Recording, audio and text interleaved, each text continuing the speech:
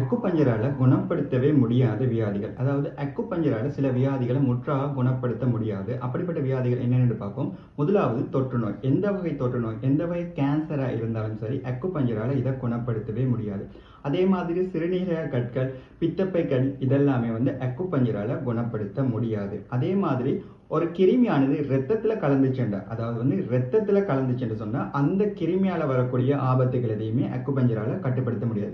அதுவே வலியாலேயோ அல்லது வேறு வகையாலேயோ ஒரு தொற்று நோய் பரவுதுண்டா, உதாரணத்துக்கு கொரோனாவா இருக்கலாம், தடுமலா இருக்கலாம், சாதாரண ஃபீவரா இருக்கலாம். ஸோ இது எல்லாத்தையுமே அக்குபஞ்சரால கட்டுப்படுத்த முடியும். ஆனா ரத்தத்தோட ஒரு கிருமி தொற்றுக்குள்ளாக சொன்னா அது அக்குபஞ்சரால குணப்படுத்த முடியாது. அதே மாதிரி ஏதேனும் அடைப்புகள், அதாவது இரத்த குழாய் அடைப்பா இருந்தாலும் சரி, அல்லது பித்தப்பையில் ஏதாச்சும் ஒரு அடைப்பு இருந்தாலும் சரி, அல்லது சிறுநீரகத்தில் ஏதாச்சும் அடைப்பு இருந்தாலும் சரி, ஸோ இதெல்லாத்தையுமே அக்குபஞ்சரால குணப்படுத்தவே முடியாது. அப்ப இதுக்கெல்லாம் அக்குபஞ்சர் ட்ரீட்மெண்ட் எடுக்க முடியாதா என்று கேட்டால் எடுக்கலாம். ஆனா இதை ஒரு மெயின் ட்ரீட்மெண்ட்டா நம்ம எடுக்க முடியாது. உதாரணத்துக்கு உங்களுக்கு சிறுநீரக கல் இருக்குது. ஸோ சிறுநீரக கல்லால உங்களுக்கு வலி வரும் தானே.